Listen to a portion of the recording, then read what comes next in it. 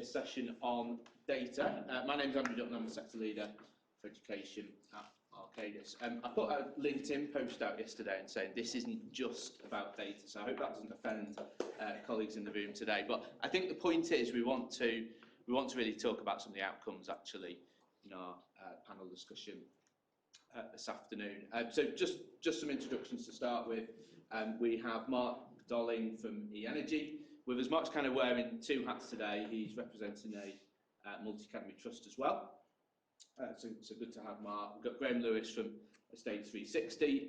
Graham is also going to talk about Cardiff Met and some of the learning from there. They were due to be represented today but unable to attend.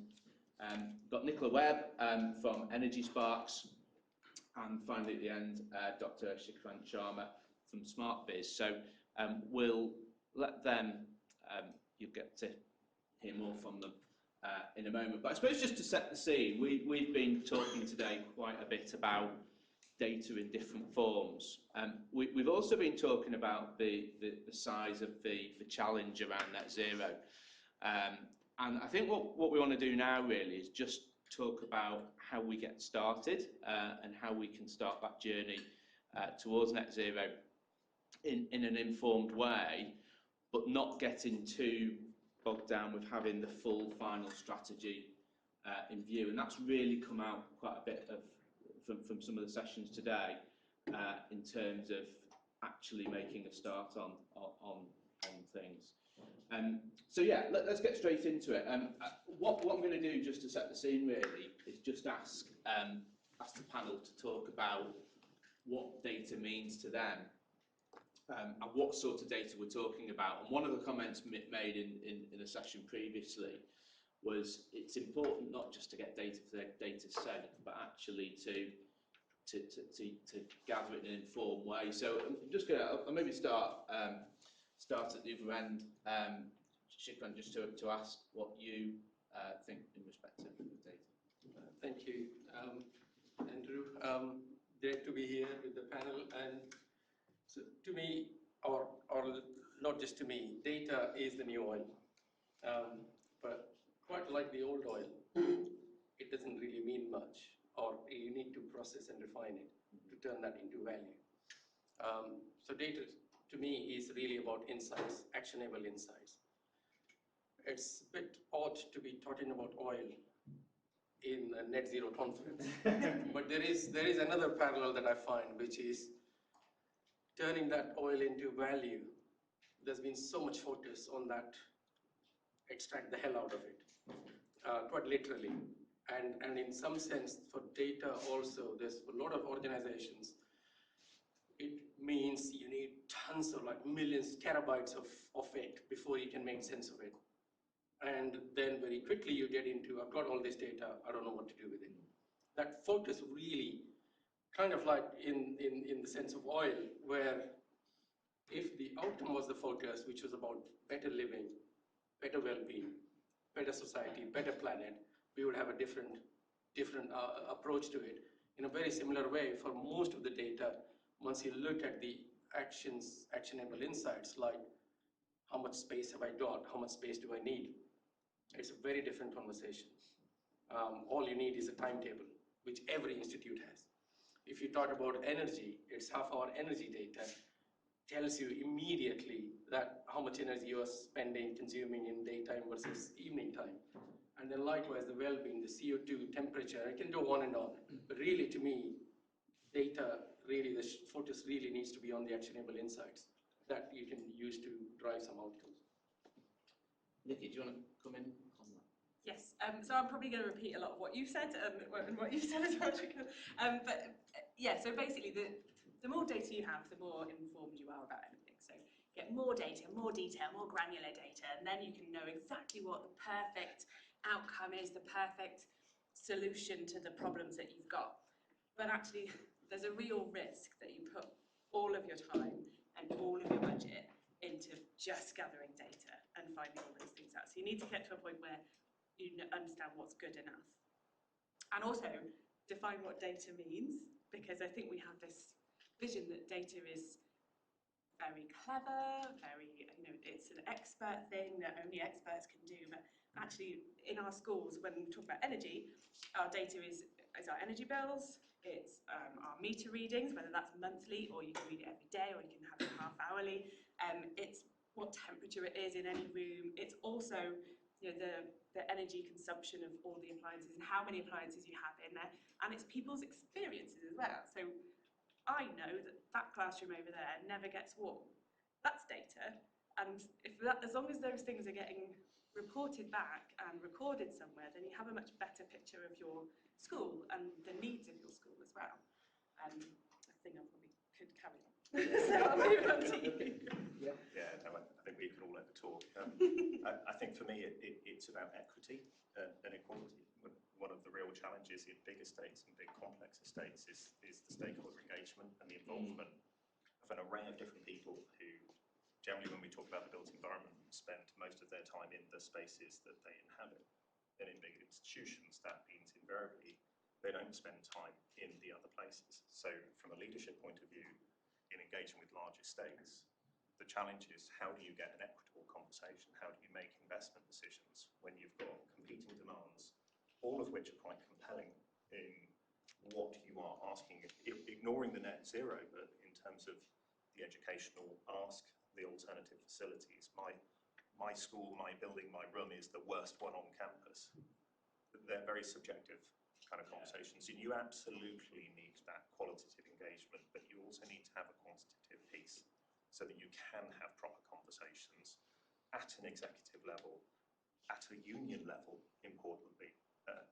How do you have a conversation where someone is really agitated and upset about the condition of a particular building, but so many people are really upset about the condition? And we've talked a lot about energy in the room today, but we spend a lot of time talking about the well-being of the space. I suspect I'm not alone, and it's not because I'm at the front that I'm feeling hot in this room. It's nearly 24 degrees in the room. We see in the data rooms running at 28, 29 in a teaching space. So Harvard have done some interesting studies. We're in a notable institution here. Harvard studies showed that if the CO2 are in a well-ventilated building, cognitive function improves by 26% to 51%. Test conditions, and sickness goes down by 30%. So if we're only focusing on the reduction of carbon emissions, we're only seeing a part of that narrative. And actually, if we start looking at the utilisation of space, it's data. It's all data. It's multiple data points. If we can bring them back to a graph, we can use billions of data points and present it in a picture that people can understand. So I'm not a data scientist. I'm not a data nerd. I like the ability to have really good conversations using the insights that data analysts can provide, because it allows that equitable point. Mark? Yeah, from our perspective, it's very much, we hope to make a very small data set go a long way in terms of its impact. So we support multi-academy trusts, schools, commercial sector, other educational institutions with targeted investment in essentially LED, solar, smart metering. And in order to do that, we need to establish an agreement on their baseline with them. So you need to kind of know where you are in terms of your energy consumption, your carbon consumption, so that you can invest confidently in the right things in the right order to lower your consumption, to free up resources which you can then invest further down the line. So it's particularly important when we're bringing third-party funding to the table as well. So it's one thing investing grant. If you're bringing third-party funding, you need to demonstrate to the lender that there's going to be a return on investment, but also you need to demonstrate to the organisation that's essentially borrowing the money that they're going to be cash positive over the 7-year period for LED or 10-year for solar. So most basic level, a set of floor plans, what you're paying for energy at the moment in sort of pence per kilowatt hour, a full year's cycle of half-hourly data that we can get from your energy supplier, and what your hours of operation are. Yeah. And if we can get that basic data set, we can put some pretty sophisticated models together with that. So we've kind of covered there some stuff that is actually relatively easy to get, but actually quite a wide spectrum, especially when you start talking about stakeholder engagement and some of that kind of qualitative input into data. It really can get quite complex. Just moving the conversation along then, let's just think about the strategy to net zero, and what are the challenges you think there are in terms of establishing and delivering that strategy? Who would like to start that? Shall I kick off with Go on. others? Yeah. Critique. Yeah. Crawford made a really interesting provocation that no one really jumped into in the sort of near opening session today, if we just need to stop some of these things. So the higher education sector, the university sector, has built 700,000 square metres of new space in the last 2 years. So that's the HESA data. We don't quite know 23 yet. The averages for utilisation in a typical teaching week, depending on where you look, is around 27–29%. So if we flip that on its head, in a teaching week, around 3/4 of the space, give or take, is not used. And that's before we think about holiday periods and the likes. So that's the sector. And the sector has 27 million square metres of accommodation already. So that 27 million square metres of accommodation, if you add that to the public sector of state, which it's not part of, schools is 78 million square metres of that accommodation. So half of the public sector, if I'm permitted to add the two together, half of that estate makes up a huge body, and I appreciate the 0.2% that was mentioned this morning, but Crawford's provocation was we should just stop building. And certainly the work that Shrikant and I have done at Cardiff Met has changed the plan of the university, and I see Anne at the back who made the same points around her own estate, is that Cardiff Met have changed because they've now understood, just from timetabling, that they don't need more teaching space. But what they do need is to invest in the existing estate, because what we did in that instance is to look also at the environmental spaces.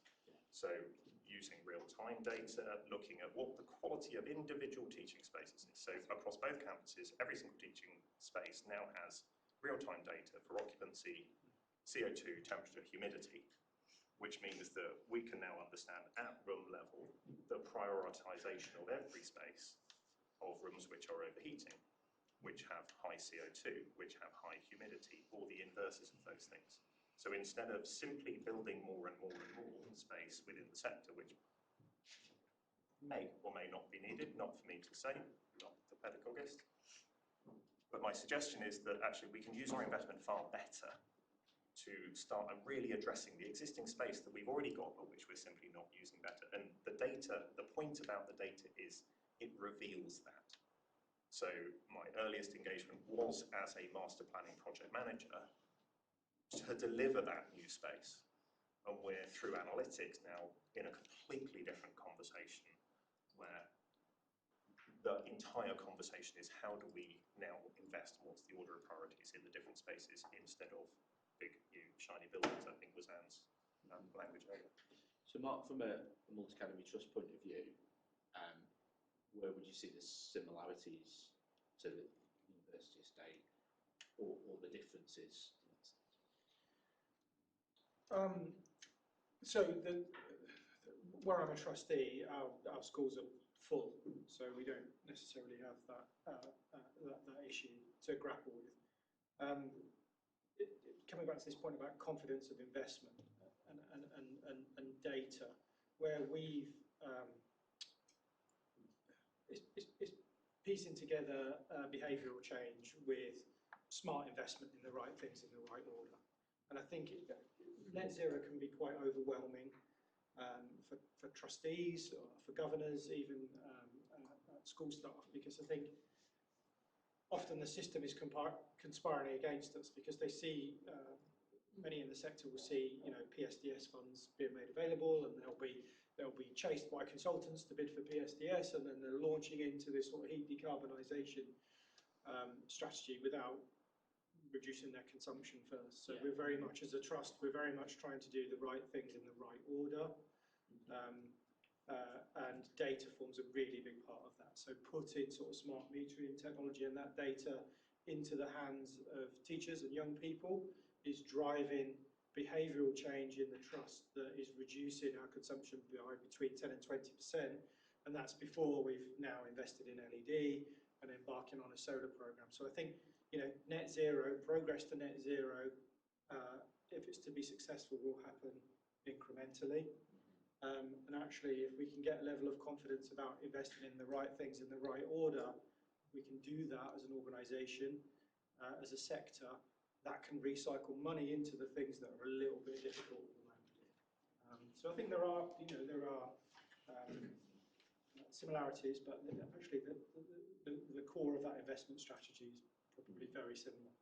I think there's a really good point there, isn't there, about the, and we saw it on a slide earlier, about the kind of prioritisation hierarchy, and actually some of the deep retrofit type interventions are maybe quite far few between, but actually there's a priority to take with the whole estate, which I think is what you... Yeah, and I'm sure Nicola, you know, working directly and indirectly with young people, what we found, you know, this issue of climate anxiety in young people is very real.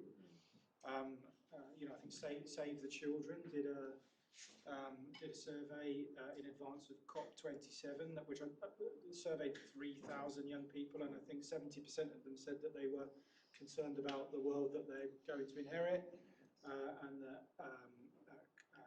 climate change was negatively impacting on their mental health. What we found is actually, if those young people in schools can see the positive changes that are being made to their building by engaging them in projects to change the lighting, or embedding that into the curriculum, or putting data in their hands, that's really powerful. Yeah. And it's helping to alleviate that climate change by positively engaging them, and it's creating sort of win-win strategies, because the bursar's chuffed because saving money, the sustainability lead's chuffed, and parents, and you know, and you think about the sort of connectivity that a school has into its local community and how they can be a catalyst for wider community change. It can be fantastically powerful. Yeah. If a student can identify a solution to something, there's probably nothing more powerful than an 11-year-old that knows what to do. But I don't know if anyone was in the room earlier when I showed some slides. There was one where a bunch of students had identified a really inefficient freezer, and they saved, I can't remember the carbon, but it was about £1,000 a year they saved by persuading the school that they needed to replace this freezer. And now that would be £3,000 in energy prices. And my children can't compute £40. They think that's a huge amount of money. So the idea that you can have that power within your school, and if you're in a community of schools, you know, a multi-academy trust, that they're all doing those and they've all given the power to the students, and actually you're part of, you know, I mean, there's 870 schools on Energy Sparks. If they're all doing that as well, and you know you're part of that, then actually we've all got a lot of power in this. Just in terms of one of the challenges with net zero, or understanding how we can use data effectively, I think this aura that you need a lot of data and data processing is extremely complex actually hides a lot of clarity and simplicity that can come out of, and it also causes then really misleading perceptions. So I've worked with SmartViz, with Scottish Government across 30-odd schools and a number of universities.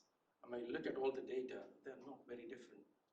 Cardiff Met exactly felt, every department felt they can't find a space when they needed to put it. So they felt exactly the same, that we are full. And that's why all that master planning program, school sits exactly the same. If you look at the utilization number, and universities have got very well-defined metric to say what a utilization is. And as official figures say, put that between 15 to 25% for most universities. 15 to 25% is the proportion of space we are actually using in universities. If you look at schools, and we've looked at a few, it's not very well evidenced, but it's less than 50%. You will find somewhere 35 to, it doesn't mean that you can't just take another, you can just take another 100 students, stick them in. You've got rooms that are overly utilized and rooms that are absolutely empty most of the time.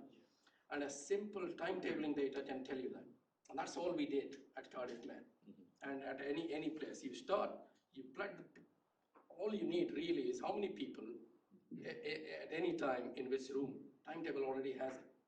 And that immediately starts to tell you, here are rooms that are constantly in use, they are popular because they are better quality, because there are other behavioral reasons, and here are spaces that are absolutely not used. And you extend that same thing to energy, to environment, and it's the same story.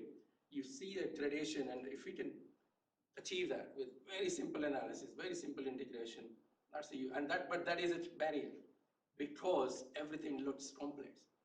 Getting a data out of the BMS system seems super complex, but and maybe the answer is actually these little IoT devices, little devices like these, or even tiny ones, right? You can fit those 10-year battery life. That will tell you temperature, occupancy in a space, and you can peel and stick. So really, there's hardly any barriers really, but you just need to think radically and simply. I would say.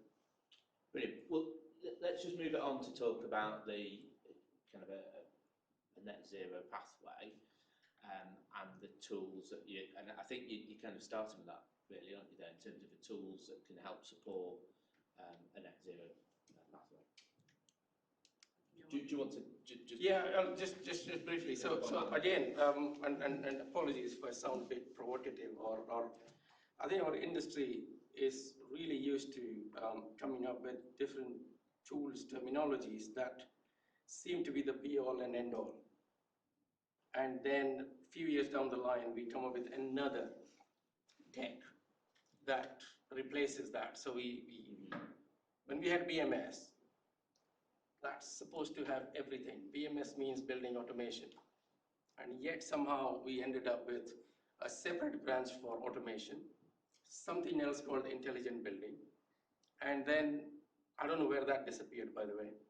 And then we had smart buildings, and there are a lot of smart buildings today, except none of them actually know how many people are in them. So they keep heating and cooling spaces without knowing how many people are there. So they're not actually, they're pretty smart, pretty silly and stupid buildings. So in that sense, there is a lot of technology that has come and gone, but to me, the things to watch out for are the IoT devices that just don't lie. They send data straight to the cloud, and you see those on your phone or in a. The other thing is digital twin. So we should have a digital replica of every asset that we have, schools, university, every single building, that tells us in real time what the occupancy is, and people are really at the center of all these decision making. So occupancy, temperature, humidity, CO2, external weather data is very easily accessible. Then you've got your energy, and simply integrating them together, I think you can go a long way. The last bit of tool that I will stress is the AI, which is also really with us and very disruptive. We don't need to anymore. And the Vice Chancellor, the head of the deans and the principal, you don't need to go too far to say, do I need a technical person to extract that data from a very, very complex BMS system? You take a spreadsheet of half our energy data, check it into ChatGPT, I will tell you, you're using half your energy outside the core hours. And this is really what's happened, right? We've been dealing with a lot of this data, and we find that for last year, the mandatory half-hourly energy data, there's a massive gap of 6 months. But those things are very easy, very accessible. But I think there's a whole host of tools. Digital twin kind of replaces the notion of what BIM promised to do, didn't, and then what BMS promised to do. And so those are some of the tools I would say are interesting. It needs to be scalable to the whole the whole DFE estate, you know, the whole of the UK, so 22, 25, how thousand schools, some of them with 80 kids in, they're not going to get a digital twin anytime soon. If I may, a digital twin does not mean 60,000 scanner with a 3D model. It literally means, do you have a floor plan? Couple of hours to extrude that into a 3D model. And all of the data that I talked about, timetable, school already, every institute already has it. And then some of those environmental data. But if you ask the school to upgrade their energy contract for an additional £50 a year so that they can see their half-hourly meter data, most of them will say no. That's the level we're dealing with. I've been in a local authority role as with responsibility for maintained schools, and I completely hear the point. How do I pay for a maintenance contract on a pump when I've got £200 books, and you want me to spend £1,000 or But it's got to be on a scale, hasn't it? But if you've got a university campus or a very large college or secondary school that could save hundreds of thousands of pounds a year by having all of those tools, then that's a brilliant idea. Whereas if you've got a one-form empty primary school that has no money and no time, and they can do things very, very simply with the tiniest amount of data. So what tools do not cost anything then? So first of all, your energy bill doesn't cost anything. You've got that. Some schools will be able to get half-hourly meter data for free. It depends on your energy company. So when schools get their new energy company, or when they're MAT or whoever, when they renegotiate their next contract, think about what data is available to them, because that's not always obvious.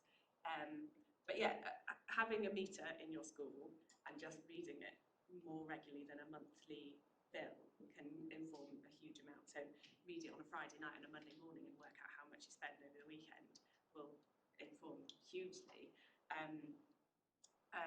Just a sort of sliding scale of what you want to do, really. If you want to work out overnight and weekends and holidays, then you can do that, and then you can do it the next one and compare how you've done.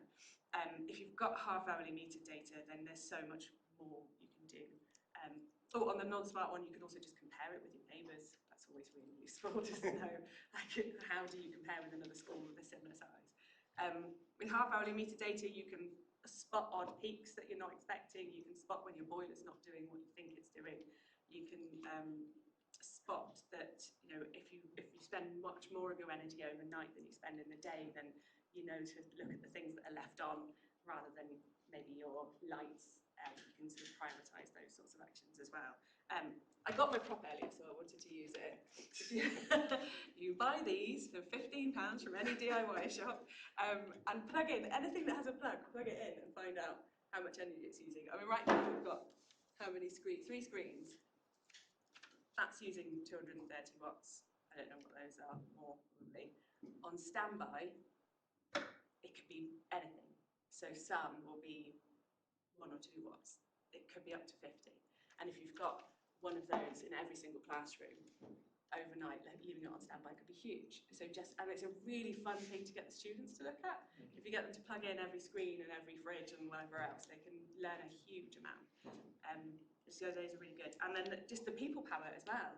Getting students and staff to go around all of the rooms and saying, how many things are plugged in right now, and how many are left on overnight, and what difference could we make by switching them off? Because you can make a huge amount of difference there. Yeah, I think that's come out a couple of times today, hasn't it, in terms of the power within children and young people to, from a curriculum point of view and a learning point of view, to actually access the data that we're talking about in a way that is intuitive and means something, that they can then start making interventions themselves. It's so powerful when they can do it themselves. They can spot it themselves. And I take it that's the free stuff, isn't it? That's the but it's time. So that's the difficult thing, isn't it? Yeah. Because there's capital funding out there, and that's what we're all here to talk about today.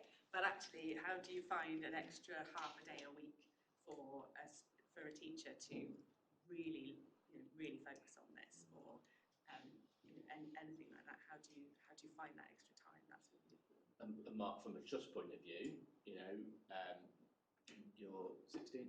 16 at the moment, schools. yeah. So you're in that bracket of having probably some centralised team, but probably more that you want to do than you've got capacity to do. And that is always a challenge for trusts, isn't it? They haven't necessarily got a sustainability officer. They haven't got somebody to do some of these things or coordinate or go out, negotiate the... Sure, the, yeah, we paid for some consultancy support. You know that kind of one-off DFE yes, grant thing that came out last year. So we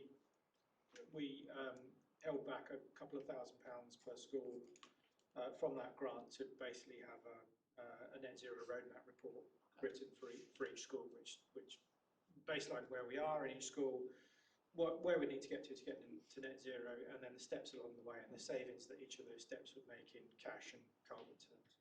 I mean, just come back to your point about what's free. This is going to sound daft, but LED and solar are effectively both free because schools can borrow. So the DFE updated the guidance 1st of April for maintained schools, so you can now lease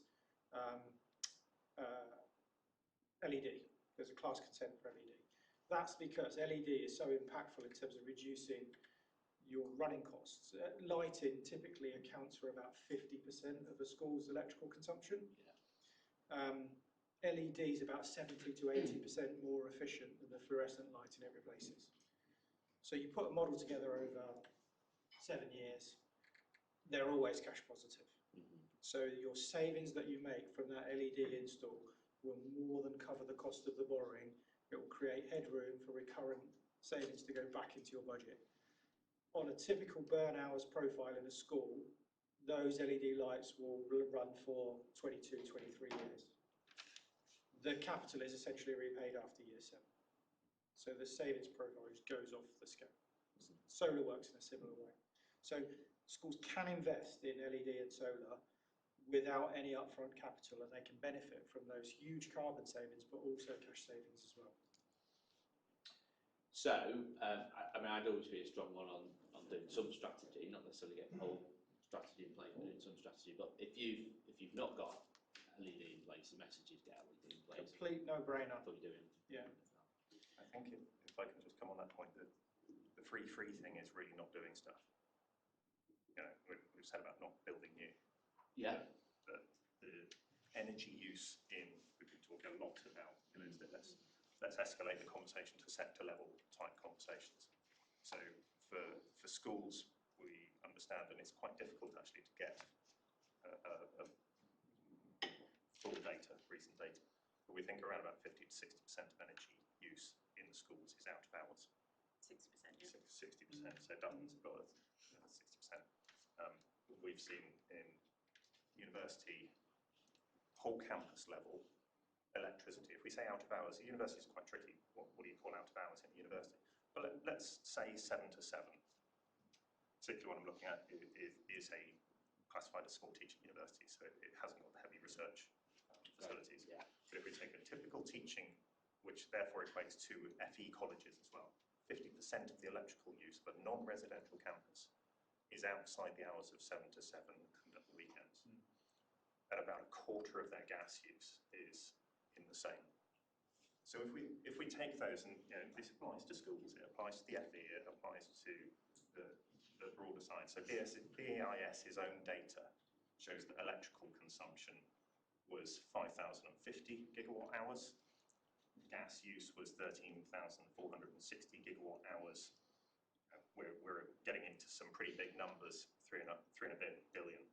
So let's say 50% of that electrical use at night, we just switch stuff off. Gas, we just switch stuff off. So let's be really generous and say we'll halve half. We'll halve the quarter of the gas use. That's about £600 million a year, just by turning stuff off. And that's not doing anything that affects anything in the classroom, any attainment. It's simply turning stuff off. And we've seen from the graphs and all the work that Nick has done and many of the other speakers about the scale of the energy reduction. We're not making this isn't we could, it's not at pilot level, this has been done at scale, turning things off controls, managing, identifying the exceptions, the anomalies, the old freezer that's been left for years. You know, we've all got boilers that are 100 years old and more. They're everywhere, all of these things. So actually just at a massive metric level, what does the half-hourly say? Big campuses, probably you've got building levels. A single graph tells you which are your worst performers. Start there. And we did it at Baines, we had 1,000 buildings to deal with. One graph. That one's the worst. We'll start there. You've got to start somewhere. Start at the worst one. And then work down the list. And keep going and keep going and keep going. Because that's how you get your money back. Because what it immediately means is the budget that no one ever looks at because it's a utility bill, therefore it's somehow sacrosanct that we have to pay utility bills, therefore it doesn't seem to be subject to the same cuts that other things are. But actually, if that bit of budget is there, and I've now saved it, I can now start investing and build up a fund that pays for the really hard stuff down the line. And that sort of self-generation, almost a revolving infrastructure fund or whatever you want to call it. But very quickly, there's £500 million quid, there we go, crack on. Yeah. Right, I'm going to just come to one more question to chat through, and then we'll kind of open it up. So just to kind of bring our conversation to a bit of a conclusion, what is the scale of the opportunity? What I'd like you to do is think about saving some of those zero cost interventions. Really interested in some numbers here. You've got a view on that. And you know, you might look at schools estate, might look at university estate, and then maybe we can talk about how we can prioritise to drive the highest impact. Do you want to? So I did very similar maths to Graham. Possibly, I think we used the same numbers, but I didn't write the big numbers down, but I wrote down my kind of 10% and 20%. So when schools start using energy sparks, that we find on average, and I messed this line up earlier when I did it, we find on average that in the first year of using energy sparks, they save 10% of their energy consumption, so across all schools. So this is including all the ones that completely ignore us. Some of them don't even know they've got energy sparks yet, on average. So some of them save a lot more, some of them save less, some of them, whatever. On average, 10%. So if we did that across the whole estate, so all of the DFE buildings, all of education, sorry, then that is about 400,000 tonnes a year, £350 million, which is very much ballpark figure, the same as decarbonising about 5,000 primary schools. So that's quite a nice chunk where we don't have to fit a lot. I don't know how many primary schools we're decarbonising at the moment every year, but that's quite nice. So let's say, rather than 10%, we put a bit of effort in and really communicate this. So not just hear, you know, a regular email that goes, look, you can do this, but actually really talk to schools about what they can do and really encourage them, maybe poke them a bit, enforce the message. So let's say we can do 20% on average across all the schools. So that's 800,000 tonnes a year, £700 million, 10,000 decarbonised primary schools, or the equivalent of 10,000. So that's great, easy. Now how about we do the low-cost measures? So all of the things that Mark is talking about. So we do LED, we do solar, we get better controls on our BMS systems and our heating systems. So let's say that's 50%, because a lot of our schools do save 50% when they really get going. So that is 2 megatons of carbon dioxide and about £1.5 billion saved per year, because they've done this one thing once. Yeah, so there's a really big scale of the opportunity. There's obviously a big scale of a problem, but there's a really big scale of an opportunity, and it needs consistent communication, not just a few projects. And what I'm hearing here is this is big scale opportunity without getting to the deep retrofit in that. So sense. obviously we still need to do deep retrofit. If we want to get to net zero, we need to do loads of bits, but we don't need to do them well, we do need to do some of them today, but we can't do every single one of them today.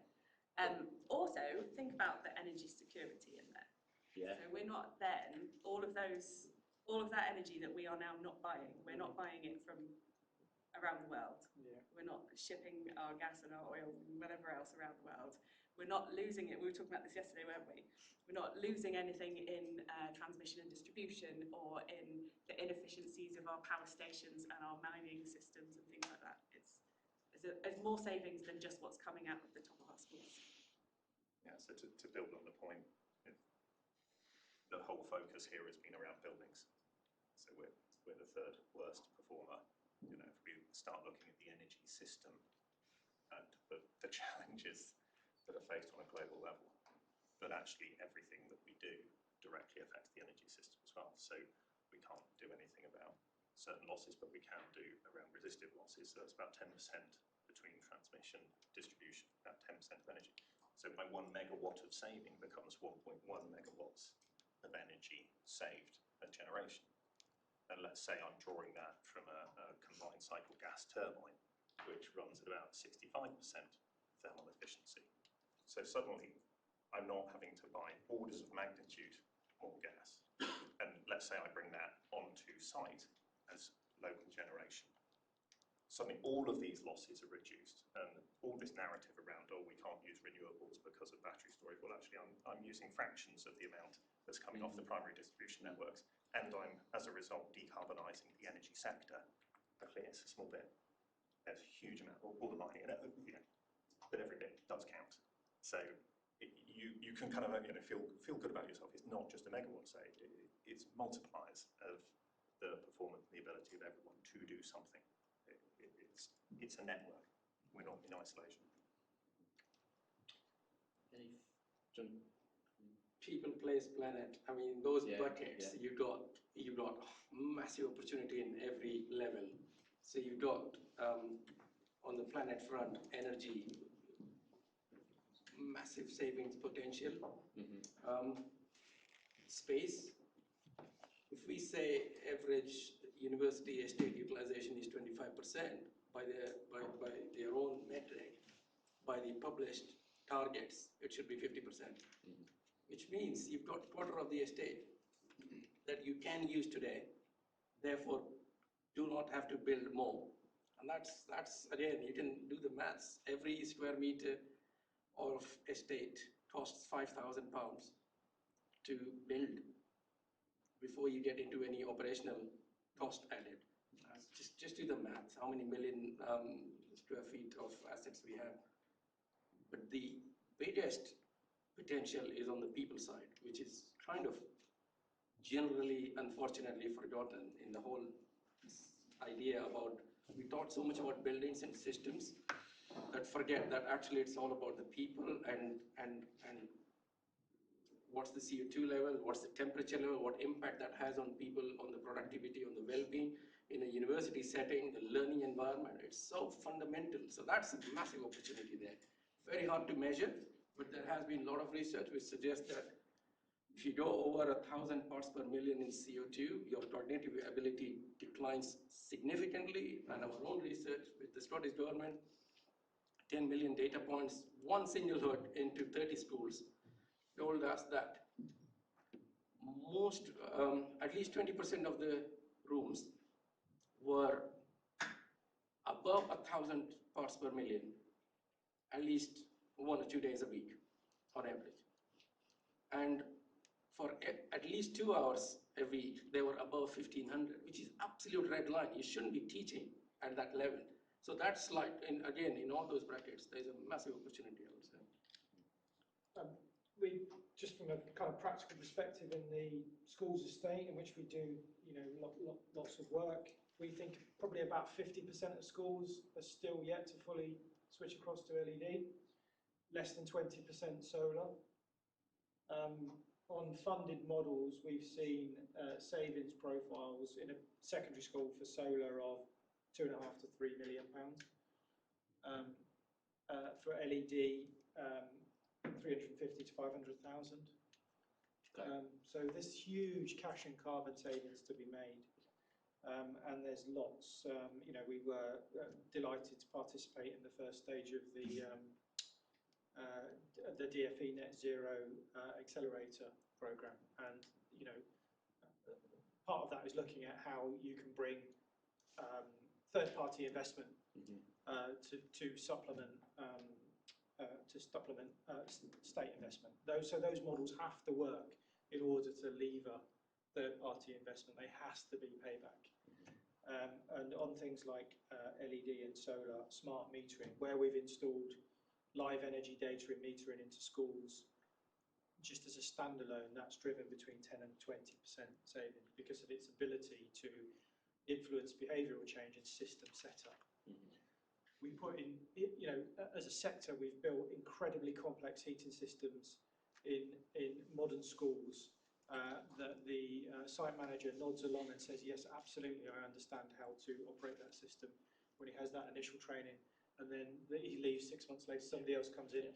It's like the control deck of a nuclear power station. So, so spending for a couple of hours of engineers' time to come in and optimise the setup of BMS and systems like that, it will repay for itself in weeks. So there are so many opportunities. Brilliant. Okay, thanks. So I'm just going to open it out now. Dutton. Do you think we're part of the problem? In that there's lots of noise, there's lots of marketing, there's lots of people making promises, but there's no benchmarking of those promises. So, for example, does it cost £15 a square metre to install LED lighting in the school? Does it cost £900 to do PV on a secondary school? Do we need to get that data out there? Because I think from what I see from the sector, it's saying, well, is it as good as saving? I had a conversation yesterday. Our purchase agreement is going to cost the client £2.2 million over 25 years. To pay cash for it, it's £300,000. But I don't think you could sign off a power purchase agreement and you can't sign off finance. And I just think we need to get some real credible figures out into the sector of what the savings should be. And again, the 60% figure is quite good. We've been promoting it for years, but I think there needs to be some clear, credible data out there, independent of all of us, maybe the department, member firm located on the Net Zero Accelerator programme, but that gives schools clarity that, particularly, I'm probably not going to fund LED and PV with cash, it will be finance, as you're saying, Mark, but should we get clear data out there rather than, and to get rid of the noise, so a head teacher can go to or a business manager or a trust can go and say, actually, this is what stuff costs, and this is what it costs to deliver. I don't know, I think I hear from head teachers, we got an email again about low carbon schools from this company they're going to do for free and all of those sort of things. It's just, I think we just need to try and make it part of the problem. Do you want to start? Come in, Paulie. Is that all right? Okay. He's done art. I absolutely agree with that. But there's variables, isn't there? So, what you're paying for your energy and what you're paying for your borrowing. So, you look at where the models work. 2 years ago, when energy prices were up here and borrowing was down here, it was crazy market. Now, it's a lot closer, but there's still, because borrowing's up here and energy prices are levelling out a bit, so they're all still cash positive. But yeah, I agree. You could easily put those models together. CapEx is always king because payback is day one, isn't it? So if and I think this is an issue in the education estate. Lots of schools are setting deficit budgets and things at the moment. It's quite challenging from a revenue perspective. But if you look at how much cash is set in school reserves, actually there's some smart investment opportunities to invest in LED, invest in solar, invest in some of these technologies to turn that cash that's sat in the bank into recurrent revenue savings. Because once that investment's made, you're going to drive those savings year on year. And that answers the part on, I guess, the FE located having targets and measuring in the sense that, certainly for our Pathfinder project, we are looking to get the targets set, agreed targets with the partners, and that will be on carbon savings, energy savings, and the costs that we save. So, in that sense, we can promise, if you like, or we can agree with the schools and the trusts what they want to achieve, and we can hold partners to account to deliver what they promise.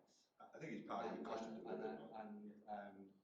I know there's a lot of work being done by a lot of consultancies from in an AI perspective, without looking at hour by hour costings for looking at how much a light bulb costs or how much plasterboard costs, and actually feeding that into a database. So when you're having those debates with contractors, you can actually say, actually have a reasonable debate and say, the price of this item has actually changed over the last week, and that's what the market price is. So I think there is certainly an opportunity there in terms of benchmarking these projects. Otherwise, it becomes X consultancy versus X consultancy's view on the price, and it's very difficult for anyone It's about the cost of delivery as well. And you can get to a case, well, of course, you're going to say that to that trust to win that job. Yeah. You know, you make it a cost, or of course you'll present an attractive figure to get selected. Net Zero Accelerator, for example, Yeah. we need to have long-term cost. Exactly, and measure it as well independently.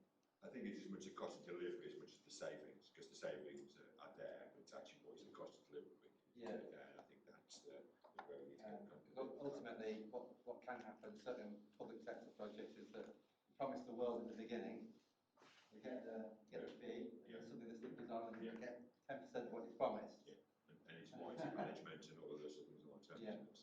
I think there's something incredibly powerful about when you bring different organisations together, and there's always specifics and specialisms and whatever. You know, the estate that I had responsibility for was a UNESCO World Heritage Site. Everywhere we went was an SSSI or a conservation area or something, but we were still in the bottom decile for capital project delivery because we sought to work with the same people and deliver in a simple way rather than overcomplicating and you know, I am a consultant. Consultants are dangerous because where is the vested interest? You know, how are we remunerated when we look at things? Are we remunerated? You know, does the client think about how we are remunerated and how we're incentivized to do things?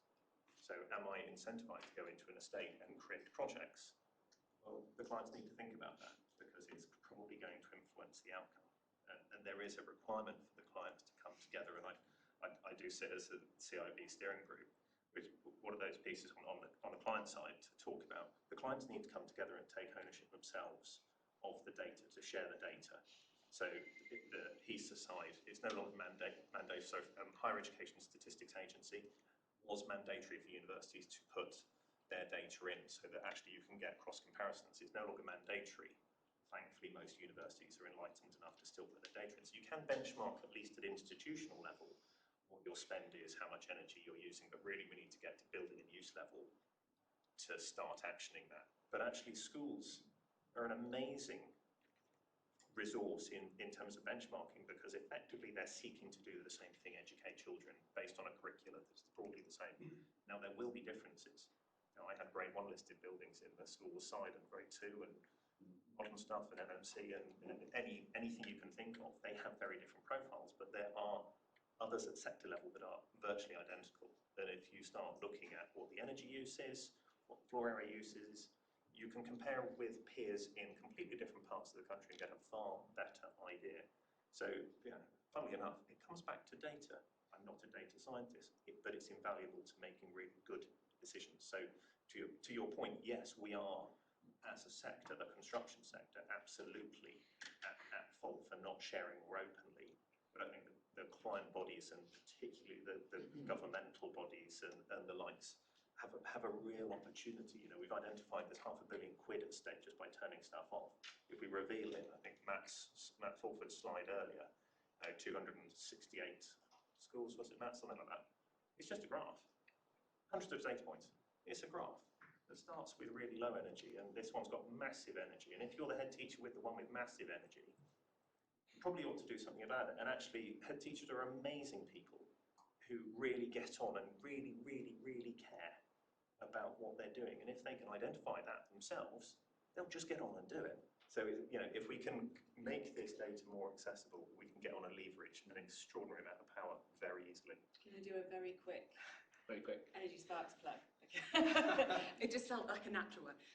So on our website, we are a charity, although I am the only one that's called a consultant on here.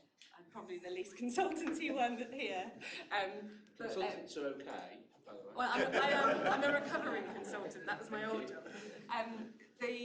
So on our website, because we are a charity, there's a lot of things that we give to people for free. So there's a lot of all of our activities and actions and our guidance is all free. But there's also a school comparison tool in there. So you can go on, and every school that is publicly available data, our private schools like to stay quiet, all of their data is there. Not like they're every single half-hourly meter point that you can download, but you can compare every single school on their overnight consumption, on their out-of-hours consumption, on their electricity per pupil or whatever. All of those things are completely available, so you can go and say, right, how do I compare against the school next door or the one over there? Very Thank you. One last question. Yeah, so Nicola sort of answered part of my point. Stephen Hall from the Blue Irish Partnership. Full disclosure, I am a consultant. Oh. I'm sorry about that. Not a bad thing. My question's really for somebody who's not on the panel, because we don't have anybody who's giving the money away on the panel, do we? And I think that's been a theme, a common theme today. Okay, that's good. That's good. But you get the money from somebody else to give it away, don't you? So, you know, I'm a great supporter of data informing decisions, and I think there's a lot of cases in all sorts of sectors and industries where data is not used to inform decisions, and people do it by the seat of their pants. So don't get me wrong, okay? But there's some really simple stuff here, isn't there? Now, Nicola mentioned one of which was, I was just going to say, are we not benchmarking size and type of school against your bills? Because, quite frankly, there's a variance in what you pay for electricity and gas, but it's not that much, yeah? You can just see the schools that are failing in terms of carbon reduction and energy use. And I think you just mentioned that. But surely that could just inform the funding model, yeah? You just do that graph and you go, you take the 10%, top 10%, and we give them some money to fix their biggest problems, okay? The second thing is, and I really like what you're saying about LED and solar, if it's so simple and LED and solar is so effective, why does the DFE just not go round to every school that's got conventional lighting and no solar and just put them in? Because that would be low-hanging fruit. You don't need to consult about it. You don't need rafts of data. It looks like the evidence is there anyway. It would be simple to implement. Of course, us consultants will be out of a job because we're not able to manipulate a load of data and it's quite simple to do. But I just wonder what your views on that were. And why is it that we seem to be in this whole complexity issue where actually there's some really easy wins to claim? We're out of time, so just like a couple of words each on that. Sorry, I rattled on a bit. I mean, that's $1 million question or $1 billion question, I would say. Full disclosure again, I've worked 20 odd years for a consulting firm before deciding that disruption is not going to come through the conventional means, but through disruptive technologies, and that's what SmartViz does. Now, there is a lot of facts. Everything we've talked about here is known. And the simplicity in getting that out on the table really drives a lot. I'll just say, schools don't have £50 to spend on stuff. The government spend 25 millions getting a CO2 monitor into every classroom. 2 years later, I have not got access. Nobody has really access to the data.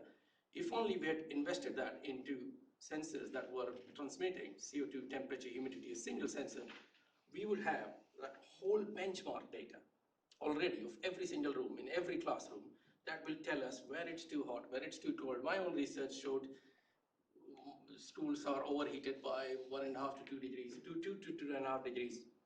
1 degree more, 1 degree less is 10% less energy. All that is so blatantly obvious, but for a multitude of reasons, and we really don't have time to, I don't have time to. Anybody else? Yeah, so I'm going to have to call it cut because the next session is starting in a moment. We'll just say thank you so much to all the panel.